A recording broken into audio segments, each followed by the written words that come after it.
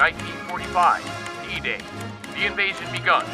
Marines and landing craft braved the volcanic black sand beaches of Iwo Jima under heavy fire. The sky ablaze with anti-aircraft and mortar fire. Artillery from U.S. Navy warships pound enemy positions. It's slow going. U.S. forces report heavy casualties. Most of the landing craft, tanks, and Marines stuck on the quicksand-like beaches. It's too soon to tell what effect, if any, the heavy U.S. bombardment has had on the Japanese. D-Day +4. 5 young Marines and a sailor raise a flag atop the volcanic summit of Mount Suribachi. A photograph shot in haste of the moment. A photo that would have an effect on history like none before. From the quagmire of the bloodied black beach below to Motoyama Point, U.S. forces across the island erupt in a moment of revelry as the flag is raised. A brief moment of hope before the kettle begins boiling over again. Truly a battle of honor. After 36 days of fighting, the island succumbs to the Marines, with nearly 26,000 U.S. casualties and almost 7,000 American boys killed. More medals of honor awarded to U.S. Marines than any other battle in American history. 1 out of 3 boys who set foot on Iwo Jima killed or wounded during the invasion. Nearly all of the approximate 22,000 Japanese troops on the island perished. In taking his photograph, Associated Press photographer Joe Rosenthal captures a key moment in the battle. In the flick of the shutter, he captures an image that serves to unite the American people and inspire Americans for generations to come. Within days, the image sweeps the nation.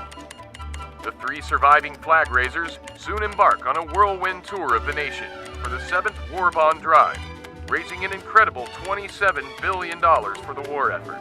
The image inspires sculptor Felix de Weldon to construct a replica of the photo on a monumental scale.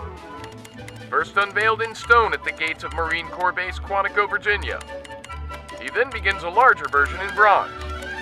The National Marine Corps War Memorial, 9 years in the making and weighing more than 200 tons, is dedicated in Arlington, Virginia in 1954 as a tribute to all United States Marines who have ever served their country.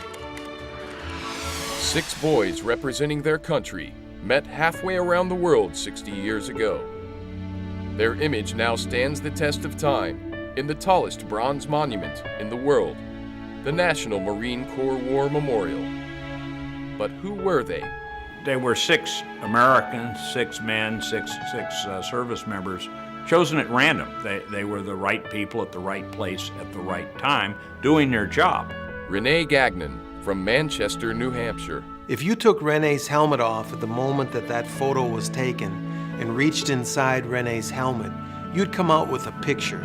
It was a picture of his girlfriend. Renee stuffed it in there because Renee felt he needed protection. Renee was scared. Renee was 19 years old. Boys won the Battle of Iwo Jima. Mike Strank, the loyal and dedicated leader among his fellow Marines from Franklin, Pennsylvania. Maybe Mike didn't have to be on that mountain that day. 3 months before the Battle of Iwo Jima, Mike's captain tried to give Mike a promotion. Mike turned it down flat. Why, his captain asked. Because I promised my boys I would be there for them. Ira Hayes, a Pima Native American from the Gila River Indian Reservation in Arizona. Ira Hayes walked off that island of agony, and he was shocked to come back to the United States and be called a hero. Ira didn't see it that way. As Ira later said to the press, "How can I feel like a hero when 250 of my buddies hit the beach with me and only 27 of us walked off alive?"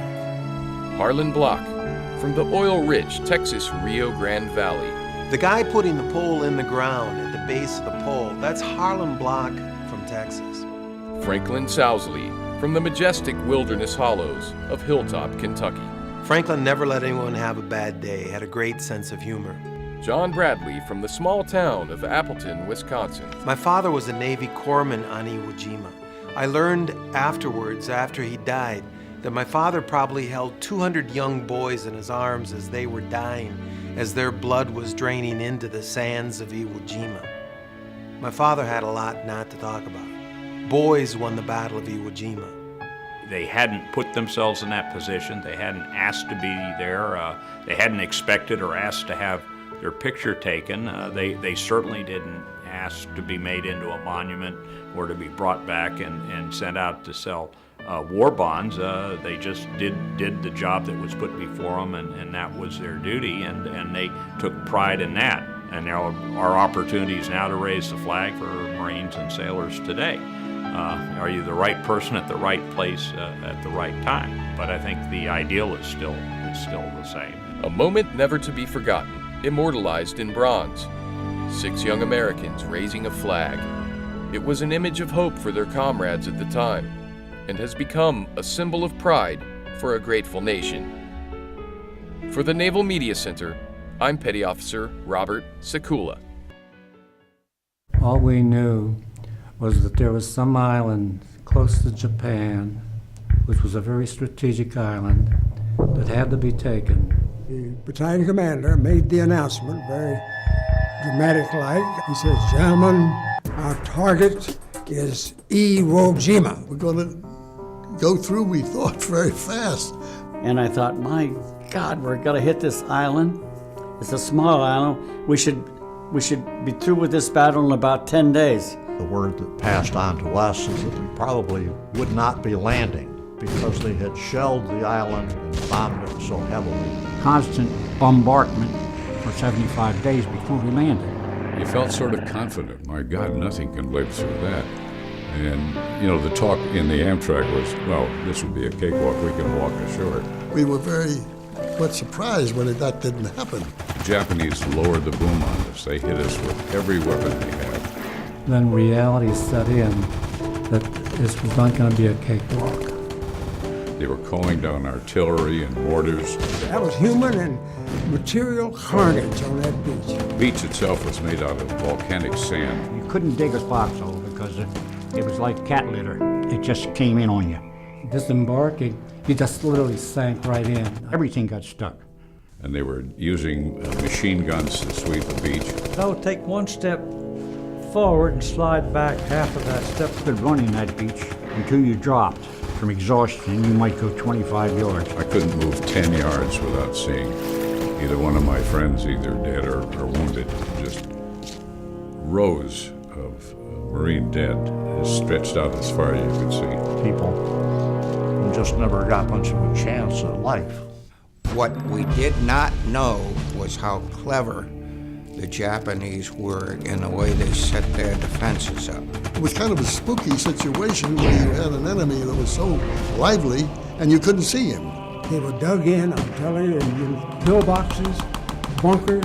They had tunnels, they had every conceivable kind of support installation. Every square inch of that island had been grid coordinated, so they knew where to call down the fire. All their heavy guns were all extremely well dug in, well camouflaged. Our advance, when we were ashore, was literally yard by yard. We didn't dare stand up or even crawl. We bellied. Standing guard was very scary. And everything is quiet and you don't see any gaps, but they're in those caves somewhere. I couldn't let anything sort of prey on my mind. We had land crabs out there, and they'd be crawling across your face at night. While the flares were lighting the way, I would pick out my next 10 steps because you had boulders and tree trunks and limbs in the way. If you've ever seen a tank explode, it'll just be a fiery mass. And at night, it makes a very interesting scene. We had to go at them one by one. Flamethrowers were an absolute essential weapon. Many of them committed hara-kiri down in the caves anyway. We had 81% casualties in our battalion. Our guys took quite a beating when they landed. To make any difference at all on Iwo Jima, what wave you're in, you still are going to get hit on the beach.